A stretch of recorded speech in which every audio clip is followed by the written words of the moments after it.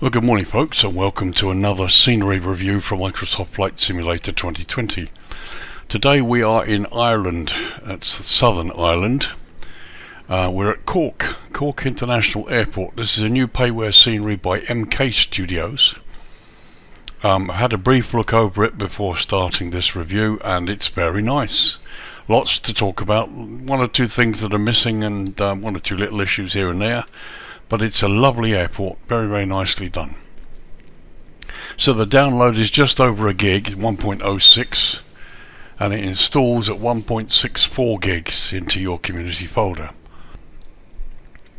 It's available at both Orbix and SimMarket, and prices at Orbix are cheaper even if you add the VAT. So for example, Orbix prices, the scenery is available for €13.21, which equates to roughly $13.94 or £11.29 UK. Those prices are estimates based on the Australian dollar prices shown on Orbix and do not include tax or VAT, which may of course vary depending on your country of purchase, but even with 20% VAT on the UK price, it puts it around £13–14, and it's showing on SimMarket for €18. So prices are cheaper at Orbix at the moment. It's nice, it's a nice little download, it's not too big, it's been quite nicely done, has everything you need. So as ever, let's start with some history, give you some idea of how this airport came to be. Cork International Airport, Echo India Charlie Kilo, is the second largest of the three principal international airports in the Republic of Ireland after Dublin and ahead of Shannon. It's located 4 miles or 6.5 kilometres south of the city of Cork in an area known as Farmers Cross. Cork is the state's second busiest airport in terms of passenger numbers after Dublin, and the third busiest on the island of Ireland after Dublin Belfast International. In 1957, the government of Ireland agreed in principle to building of an airport for Cork. After considering many sites in the area, it was agreed that the airport should be built at Ballygaravan. Tenders were invited for the construction of the airport in 1959 at an estimated cost of £1 million. The airport was officially opened on 16th of October 1961, following proving flights 4 days earlier by Aer Lingus and Cambrian Airways. In its first year, the airport handled just over 10,000 passengers, close to the average number of passengers handled each day at the airport in 2007. Throughout the 1960s, the airport expanded with the arrival of more advanced aircraft and more destinations.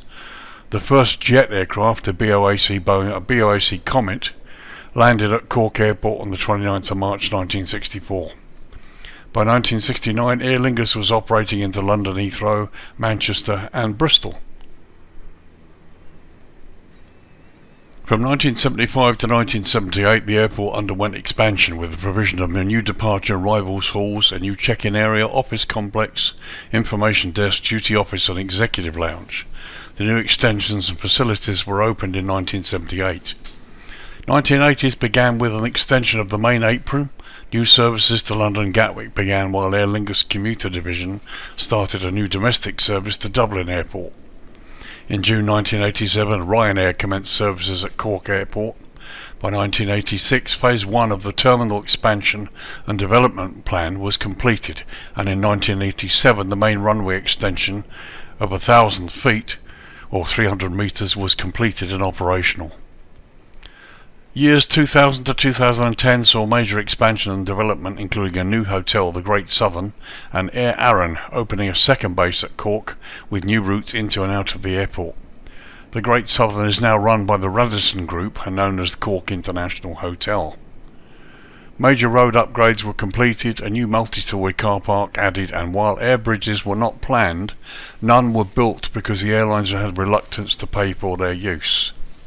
However, if you look at the scenery and we check the charts, there are now 2 or 3 air bridges operating at the airport.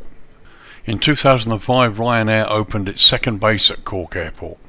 By October 2009, the Irish Aviation Authority completed a new control tower just over half a mile or 1 kilometre from where the old terminal was to the west of the main runway.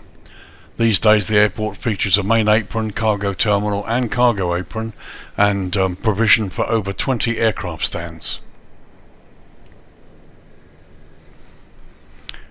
With an elevation of 502 feet or 153 metres above sea level, the airport is sometimes prone to fog and a low cloud ceiling, and so therefore has low visibility procedures, or LVPs, as part of its operations. By 2019, the airport handled over 2.5 million passengers and over 21,000 aircraft movements. Some 9 airlines use Cork Airport, and at the Airports Council International (ACI) Europe General Assembly meeting in 2017, the airport was named Best Airport in Europe under 5 million passengers. The airport also won the same award in 2019. Interesting fact: on the 22nd of May 2011, at around 4:30 p.m. local time, a man entered the Garda police vehicle in Cork city centre, slashed the Garda officer in the vehicle with a knife. The officer jumped from his vehicle and the man then hijacked the car, hitting a number of vehicles while driving to Cork Airport. At approximately 4:50 p.m. the vehicle rammed through a perimeter fence after breaking down. The man abandoned the Garda vehicle and, again producing a knife, hijacked an airport fire service vehicle. By this time, air traffic control had suspended all operations at the airport. The man proceeded to drive erratically on the airport taxiway, driving underneath the stationary Thomas Cook aircraft at high speed, before proceeding to ram several Garda police and airport vehicles, and then attempting to ram an Aer Lingus aircraft.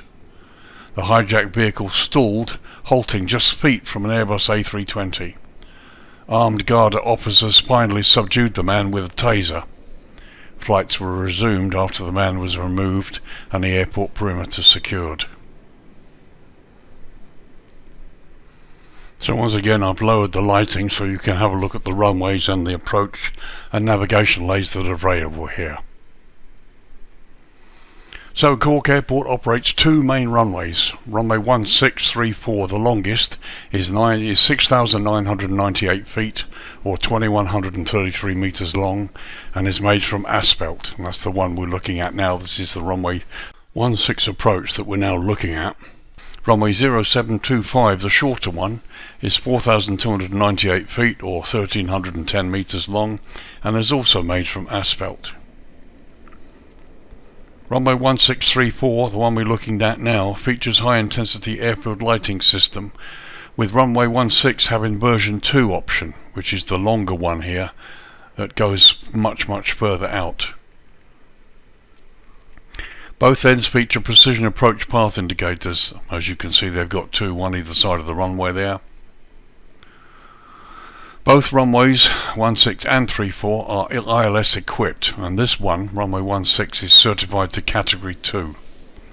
And again, both ends also have VOR and RMP approach options available. So let's have a quick look at runway 34, the other end.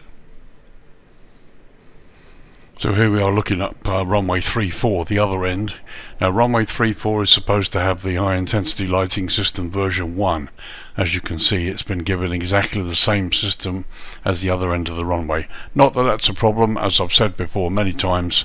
Any navigational landing aids in the sceneries that they provide that update the charts, as it were, I have no problem with at all. And again, you can see precision approach path indicators on both sides. Runway 2507 features precision approach path indicators at both ends, but runway 25 also has the high intensity airfield lighting system version 1 on its approach, and as you can see here, they've actually got it right. This is the shorter version 1 of the high intensity system that's there. Again, you've got the PAPIs either side, and bear in mind this runway, the same as the other end, is VOR approach only. And again, there we are looking down the throat of runway 07, and they've got this exactly right. PAPIs either side of the runway, but no high intensity lighting system approach lighting on the runway. So that's excellent. That's perfectly as it should be. And here's the VOR station right next to the threshold there.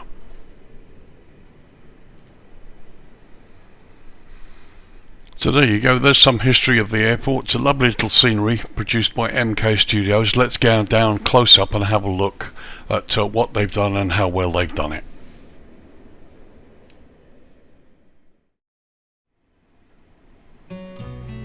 So let's start with a little traverse over the main ramp, starting at the northern end. Here you can see the cargo facility.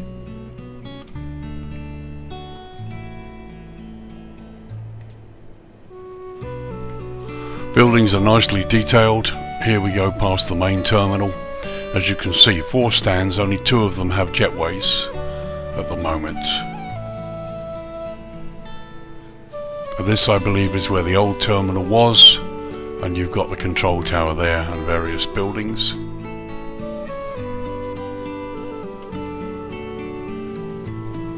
Let's just traverse a little bit further out to the furthest extent here. There's a windsock on the left there. Airport fence line. Grass looks really nice. There's elevations there, but everything looks as it should be.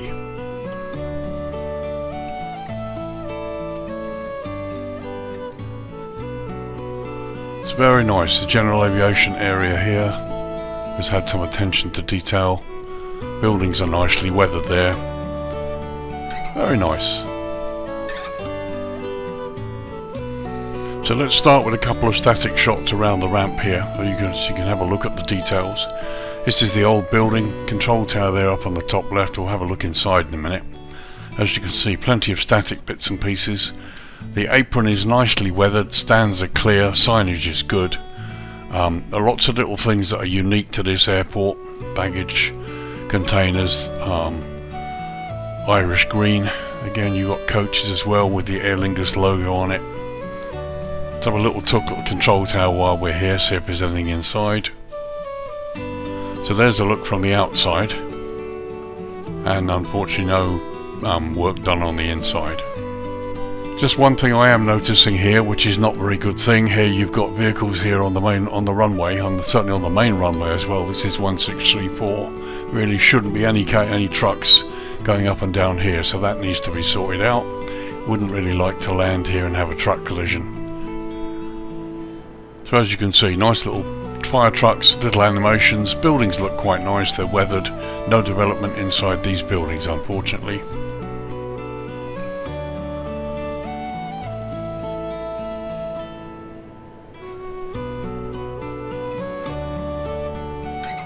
Just going to pan slowly over this airside area so you can have a look.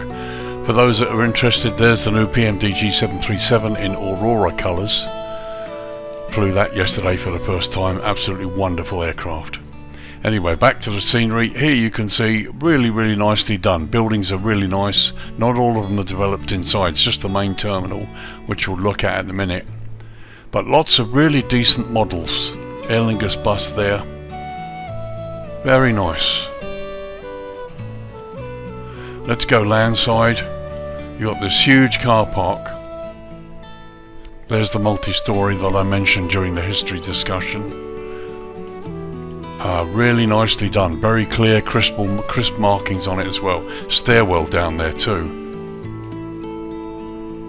Pan across the front of the terminal, which really looks good.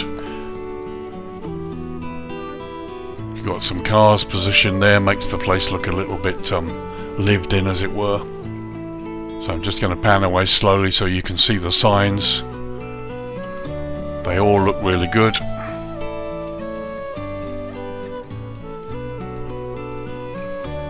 It's very nice indeed. A real joy as well to see the roads have been properly defined. They've taken the job on and done it really well.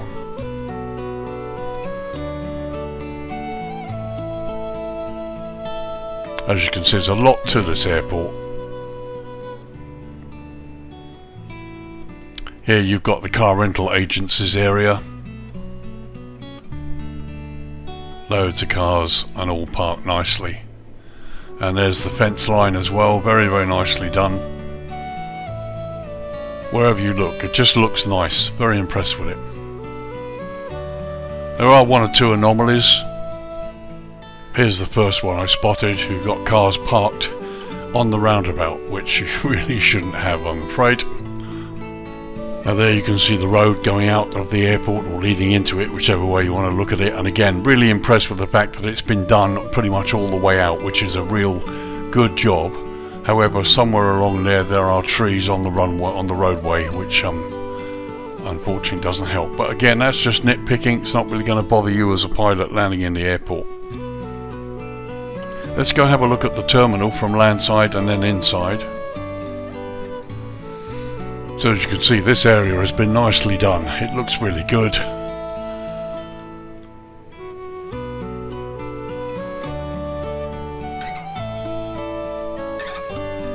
And there you are, the departures end of the building. Got some static cars parked, some cones, signage, beautiful tiling on the building there. This is quite impressive, as is the roof work. Let's go inside now and have a look, because it's an interesting way this terminal's developed.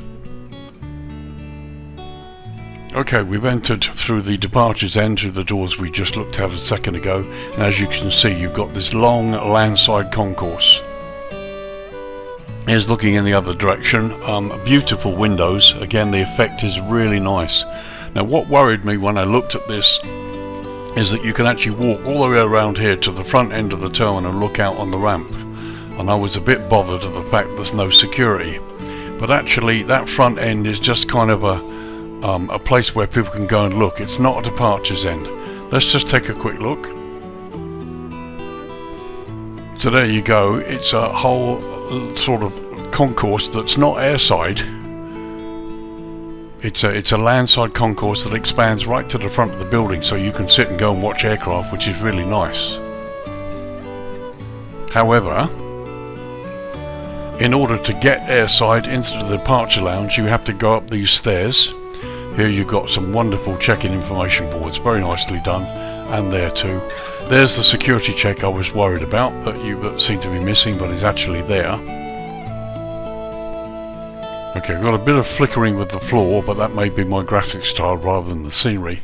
But this is nice, some security facilities there, x-rays and archways, something I know an awful lot about. Done to quite a nice detail, so that looks really good.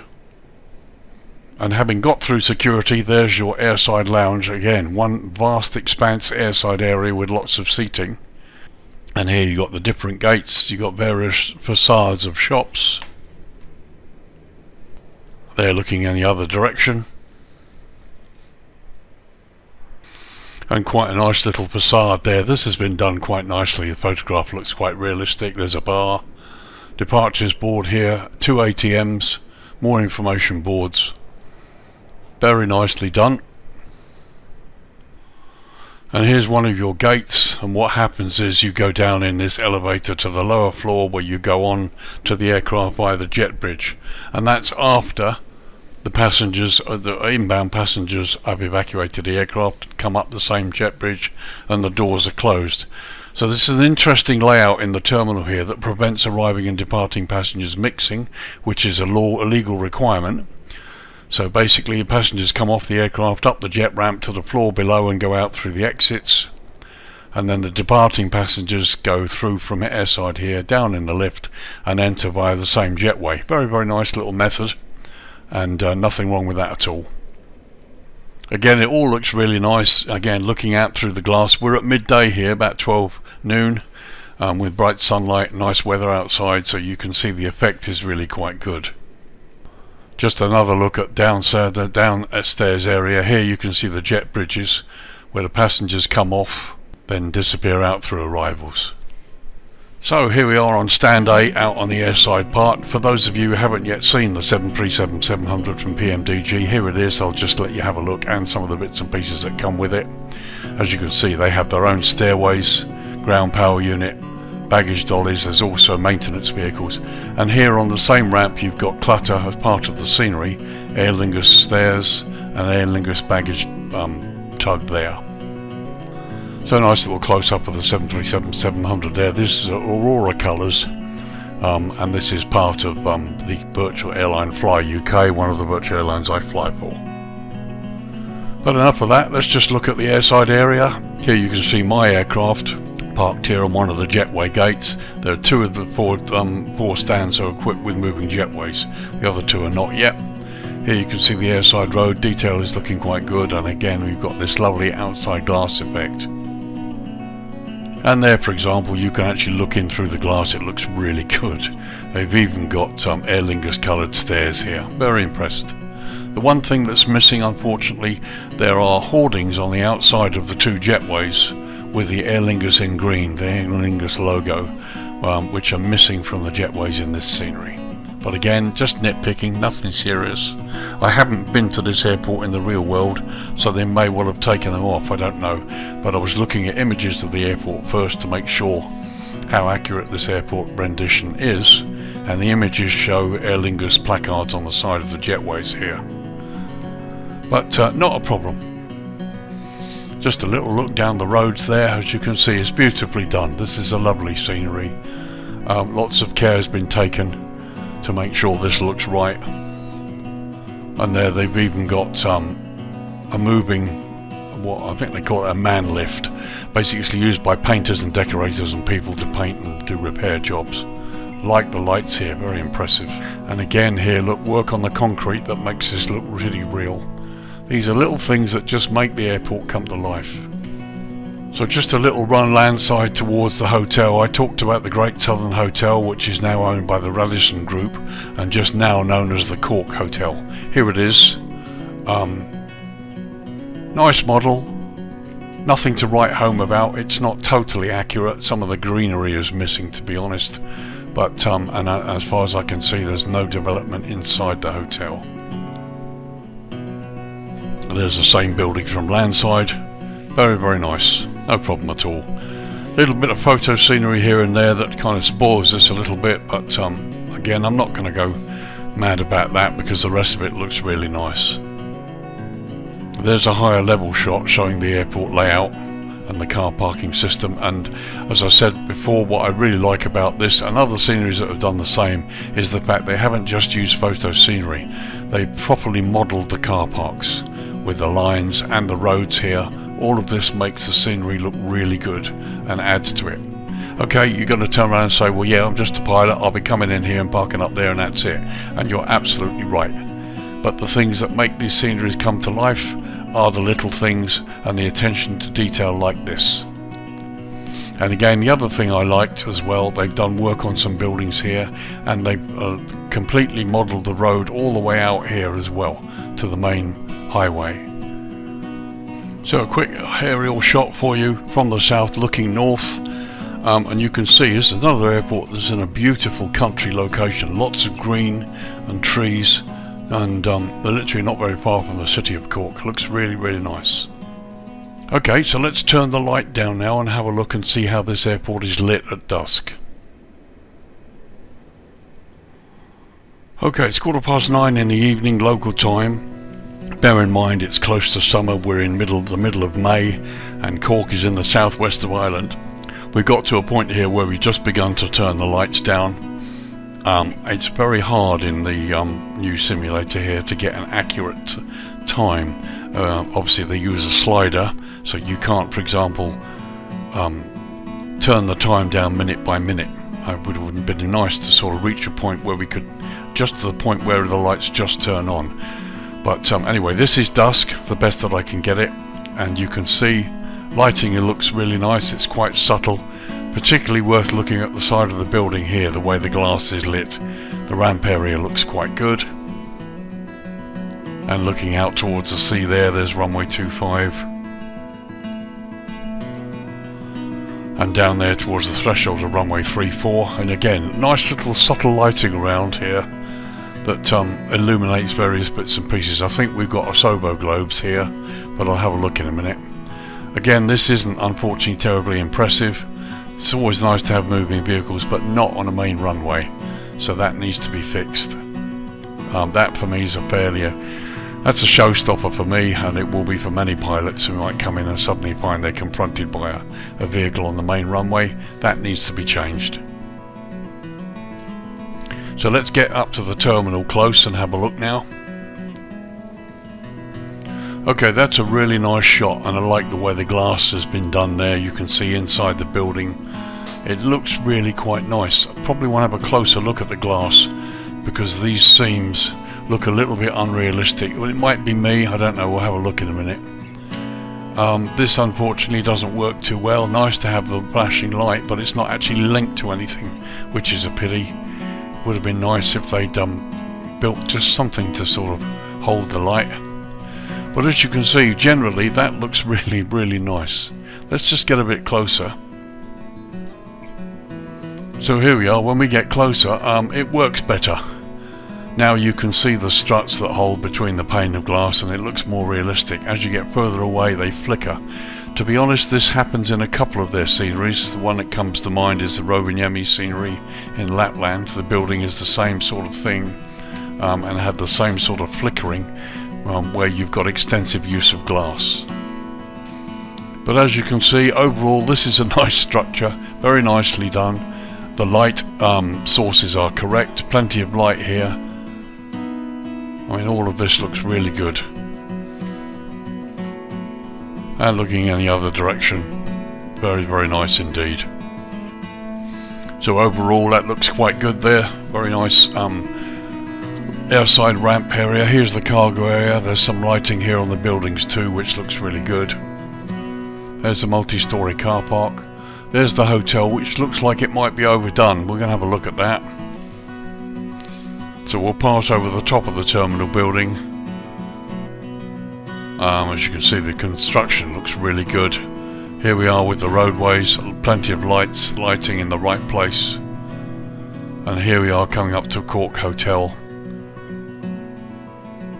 They've made a little bit of a mess of this, unfortunately. This is so bright, it's ridiculous.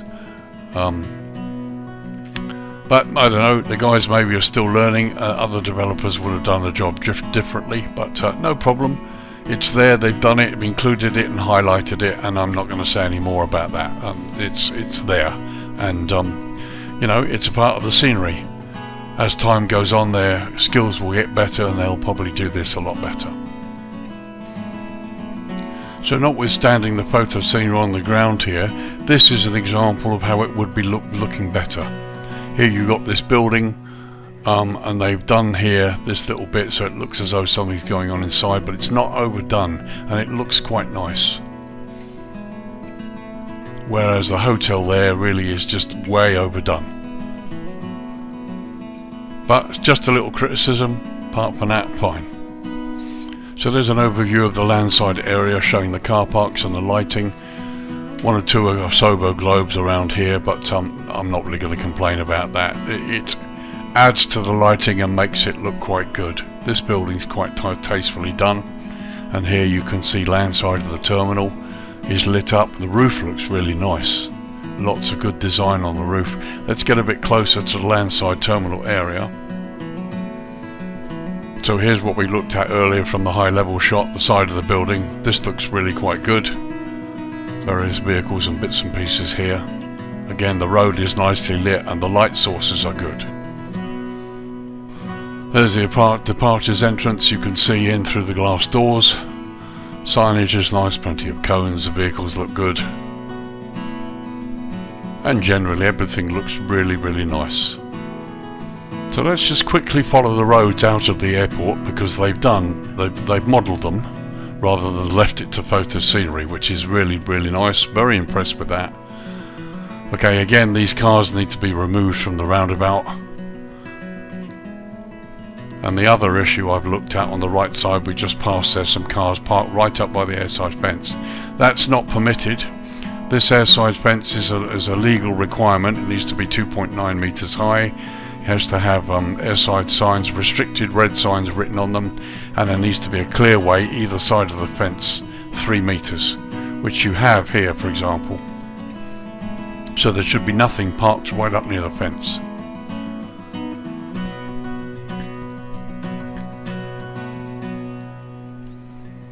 So as I said before, coming out of the airport, they've done this modelling, but you still got here, you've got trees covering some of the roadway. But that's an Asobo issue, and it's not really a modelling issue for MK Studios. But as you can see, you've got little bits and pieces here around the airport, some of which has been done, some of it's default, but it all looks really nice. And there's a quick high-level shot of the airport at dusk. You can see the beautiful sunset. This is runway 25, runway 34 going that way, that's looking north. There's the main terminal building. So there you are, there's a place looking at dusk. Looks really good, no complaints at all, lots of nice lighting. Let's go to darkness now and have a look and see what the effect is. Okay, just after 11 PM local time, as you can see we're in the dead of night now. And the lighting has come up even more, which is nice. What I want to see is what the saturation is like. For example, this area has come up really nicely, but it does look a little bit overblown. However, let's just take a few shots across the airport from this level. You can see. So we're looking south. This is the runway 34 threshold here. Another shot there. As you can see, runways are well lit, no problems at all. So here we are, we're going to pass over the airport here, the ramp area. As you can see, the building is really bright and the lighting is really bright. It is a little bit bleached, a little bit overdone, I think. But I'm not really going to complain. You know, at the end of the day, it's dark and dead of night. You need the light to be able to see, park your aircraft properly. If you can deal with the fact that the lighting is perhaps a little bit overdone in some places, then that's fine. I don't have a problem with it. But here's a good example of what I mean about bleaching. Here you see they've got the world, I can't remember what FSS stands for, we had them at Gatwick. Anyway, WFS, here you can see the logo and the signage has been completely bleached because it's so bright. Let's get a bit closer. So you have to get really close to be able to read that. There we are, Worldwide Flight Services. I knew I couldn't remember it. And now you can see the sign in all its glory. But pull away and it's completely bleached because the lighting has been overdone. But these really are little complaints, nothing really to write home about. They're not going to affect you too much. These are just when you've reviewed so many sceneries that are really good and you've seen the sort of things that are capable in this simulator by various developers, it's little things like this that you tend to notice.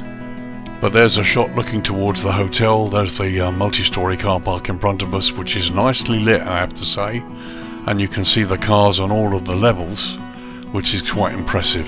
I like the drop down lights here. This is a nice effect, and this doesn't look too bad. Again, it looks a bit bleached, but it works. Interesting to see that the lighting on here hasn't really changed. It's still as bright as it was at dusk. So there you can see what I mean by bleaching. I mean, it looks really blasted with light. Again, as I said, it's not really going to be a problem. I think it improves a little bit as you get closer to it. So when you finally park your aircraft up, it probably might not be so bad as it looks down there. Really need to do something about that white and green flashing light. Either put it somewhere on a structure or maybe tone it down a little bit. But again, you've got vehicles moving about the ramp. Nice to see the fire engine there with the rotating red lights and the various other bits and pieces. But MK Studios, please, you need to remove vehicles from the main runways. That is a showstopper, particularly if people are going to fly into this airport. So here we are at night time. I'm not going to go into the terminal because you can see what's going on in there and the lighting's perfectly adequate. Nothing really to comment on per se and to spend too much more time in this review. Let's come up to dawn and have a look just as the lights go out and see what it looks like. Okay, just about 6 AM local time. As you can see, the sun's coming up. Pretty much all the lights have gone out and the airport is beginning to be bathed in the sunlight from the morning sunrise. This is probably the time of day where it could be sort of a bit here and there light-wise. Runways are well lit, no problems there, but there's now no lighting on the ramp. It's all gone out. And the building's not lit in any way, so it looks a little bit like one of those areas where you're sort of betwixt and between. But no real complaints. It looks great. There's the sunrise. Looks very, very good. And there we are looking down the runways. Here's the ILS receiver, and there are your precision approach path indicators. One thing I just wanted to look at as well, the entry and exits to the runways. The signage on the runway looks good. Here you've got the signs as well in the grass which are lit, and that is a good thing. That's excellent. And again here the approach entrance to the threshold of runway 16. Again you've got markings on the runway, skid marks as well, very nice, and you've got the appropriate signage, which is good. Just one thing I have noticed, I don't know if it's the same in the real world, but here you've got the pappies on both sides of the runway, but they're actually offset. Normally they're lined up, but here you've got one on the right, one on the left that are actually not lined up, which to me might be a real issue if you're doing a visual approach and you're relying on the pappies. If the ILS is out of action, for example, maybe somebody might want to comment on that. Have you ever seen a runway or an airport? Any of you real world pilots out there ever seen a runway or an airport where you've got pappies either side of the runway where they're offset from each other? Find that a bit strange. Maybe wrong. Like most of the sim pilots here, I'm still learning. So if anybody knows anything about that, I'm happy to see something in the comments. So just one quick close-up look at the building there. As you can see, you can still see inside, but it's still fairly dark now because of the time of the day. The sun hasn't really got right up yet, but you've got this lovely effect here with the sunrise. You pick the right time of day and you can have some lovely visual effects on these airport models, these sceneries. Just wonderful. Okay, 10 AM local time. As you can see, the sun's well up and we're now looking at the airport in all its glory. Let's wrap this review up with some thoughts and comments. What do I think? Yeah, it's lovely. It's typical MK Studios. They still have a few things to learn, I think, and a few bits that they need to pay attention to. As I said, not sure about these vase eyes or pappies, as they seem to be offset. I don't know if they're like that in the real world. Can't see anything like that on the charts. I'm looking at the Navigraph charts and I can't see anything to indicate that they would be offset. So that I need to think about and maybe find out about. Big showstopper for me are vehicles on the main runway. That really should be dealt with as a matter of urgency. I'd like to see an update that removes that. Happy to have the vehicles, of course we do. We'd love to see the airport come alive in such a way. They, just like static aircraft and things going around, they add to the ambience of the airport. But please guys, not on the runways, not on the main runways. So that needs to be dealt with. One or two other little issues. You've got a series of cars parked on a roundabout over here somewhere that needs to be sorted out. And I would like to see a little bit better work done on this hotel. When you get into the dusk and nighttime hours, it's really bright. I've just reviewed a scenery by Dzireki Design of a Polish airport where they've done some wonderful work to make buildings look as though they've been developed inside when actually they haven't, particularly in darkness hours. These guys could really learn from those developers. It would be nice to see that same effect. The light here, especially during the darkness hours after 11 PM, really is over bleached. Like to see that toned down. Again, I don't know, I'm not a scenery developer, so I don't know how that would be done, but other airports seem to get it, other guys seem to get it right, so maybe MK Studios need to just revise that. But it's a lovely airport. The major issue for me are vehicles on the runway. That for me is a showstopper. It needs to be a major update. But other than that, it's a lovely airport, and the price is quite nice. Okay, you could look at various things and say, yeah, might be need to a bit lower, but you know, 13 euros, just over 13 euros or so with the VAT, I think is great. It's no problem. I have no problem with that at all. So wrapping up this review then, it's Cork Airport in the Republic of Ireland, Echo India Charlie Kilo, payware version by MK Studios, downloads at 1.06 gig, just over a gig, and installs at 1.64 gig. Prices are, Orbix prices are €13.21 or $13.94 or £11.29. Those prices are estimates and do not include tax or VAT, which will depend on where you buy the what country you're in. Available from both SimMarket and Orbix.